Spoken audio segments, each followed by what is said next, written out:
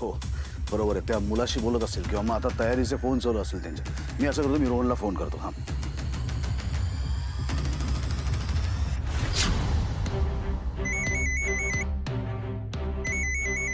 समर sir. Hello. हां रोहन. हां sir बोला ना. कुठेस तू? सर मी ऑफिसला जायला निघालोय का हो? नाही काही नाही, तू जरा मला जाताना भेटून जातोस का?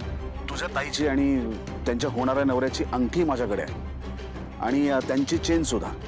तर ती एकदा तुझ्या ताब्यात दिली ना की मी जबाबदारीतून मोकळा. सॉरी सर, मला ना ऑलरेडी ऑफिसला जायला लेट होत आहे. मी एक काम करू का, मी संध्याकाळी किंवा उद्या येऊ का ते पिक करायला? कारण सर तसंही मी आता ते पूर्ण दिवस माझ्यासोबत ठेवेन, ऑफिसमध्ये काम करेन. उगाच इथे तिथे ठेवलं गेलं तर मला थोडं रिस्की वाटतंय ते सर. बरं मग कसं करू, घरी पाठवू का? सर बेस्ट होईल, तुम्ही ते ताईलाच द्या ना. नाही नाही, तुझ्या ताईला आता मगासपासून मी फोन करतोय पण त्यांचा फोन बिझी लागतोय. सर ती करेल ना तुम्हाला कॉल बॅक, नक्की करेल. ठीक आहे चल बाय. रोहन म्हणाला त्याची ताई कॉल बॅक करेल. त्यांच्या फोनची वाट बघणं आणि त्यांच्या भरोशावर राहणं हे काय मला जमणार नाही. त्याच्यापेक्षा मी एक काम करतो आजी, मीच ऑफिसला जातो त्यांच्या आणि ते देऊन टाकतो. चल बाय.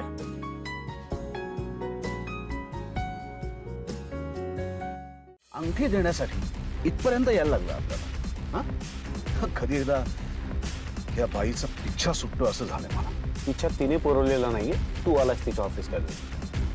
काय करणार, त्यांनी अंगठी यायला नकार दिला, काय करणार दुसरं?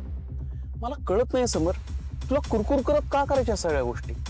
सोडून दे ना, जाऊ दे. नकोय त्यांना अंगठी, नकोय त्यांना तू त्यांच्या लग्नासाठी केलेली धडपड. मग का तुझा एवढा आग्रह आहे? हे बघ, त्यांनी कुठल्याही प्रकारची अपेक्षा न बाळगणं हे बरोबरच आहे. पण उद्या जर त्यांच्या या सगळ्या तयारीमध्ये काही अडचण निर्माण झाली फायनान्शियल आणि त्याच्यामुळे रोहन आणि आदिराचं लग्न पुढे गेलं तर आपण काय करायचं आहे? माझ्यासाठी रोहन आणि आदिराचं लग्न, साखरपुडा या सगळ्या गोष्टी वेळेत होणं महत्वाचं आहे. सगळं मान्य, पण स्वाभिमान नावाची काही गोष्ट असते का नाही? आता महत्वाचं काय, स्वाभिमान का समजूतदारपणा? आनंद, मी माझ्या बहिणीच्या सुखासाठी हे सगळं करतो. एकदा तिचं आणि रोहनचं लग्न झालं की मला त्या बाईचं तोंडही बघायचं नाही. मी आयुष्यात त्यांना काही देणार नाही. आत्ता त्यांनी अंगठी घ्यावी, विषय संपला.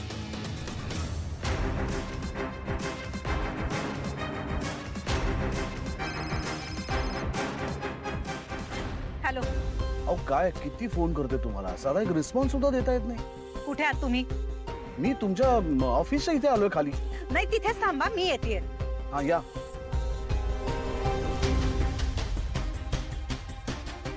येत आहे. कोण आहात, कोण तुम्ही? देवात राजे महाराजे आहात? लोकांचे आयुष्य ठरवता, कोणी कुठे कसं कधी जगायचं हे तुम्ही ठरवणार? काय काय झालंय? काय काय काय काय झालं एवढं बोलायला तुम्हाला? काय झालंय म्हणजे? माहित नसेल आव आणू नका. उगाच वेड पांघरून पेडगावला जाऊ नका तुम्ही. इतके दिवस शांत बसला होता आणि आज तुम्ही बुलडोझर पाठवला.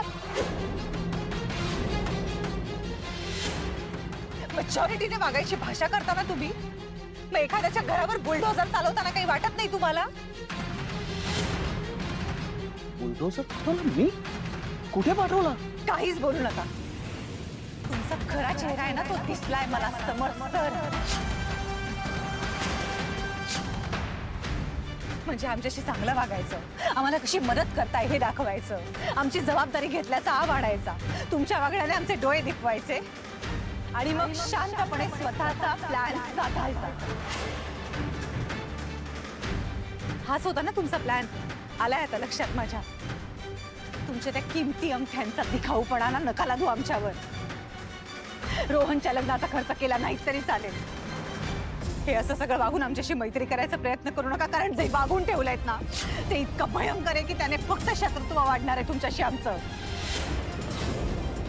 शत्रुत्व काय काय बोलताय तुम्ही? उगाच उगाच बोळसटपणाचा वाढू नका आता. वृद्धाश्रमावर बुलडोझर कोणी चालवला?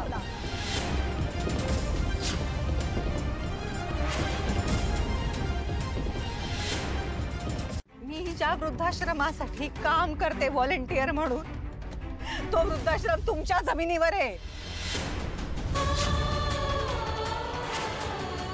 किती दिवस झाले तुम्हाला सांगायचा प्रयत्न करतेय. तुम्ही धमक्या काय देताय, काय काय करताय. तिथे तुमच्या ऑफिसवर आले, रिसेप्शनवर येऊन भेटले, तुमच्या गेटवर आम्ही मोर्चे घेऊन येतो, तुमच्याशी पर्सनली बोलायचा प्रयत्न करते. 5 मिनिटं द्या, 5 मिनिटं द्या करून थकले. 2 मिनिटं नाही काढू शकलात तुम्ही.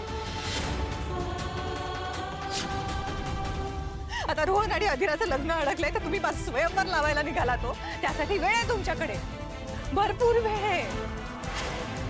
आता मला कळलंय तुम्ही समज राजवाडे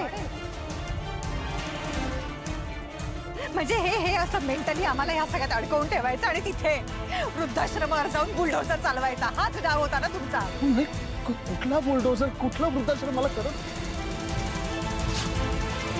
तुमची माणसं ना तिथे वृद्धाश्रमात येऊन आमच्या सगळ्या म्हाताऱ्या माणसांना घाबरवून गेलीये.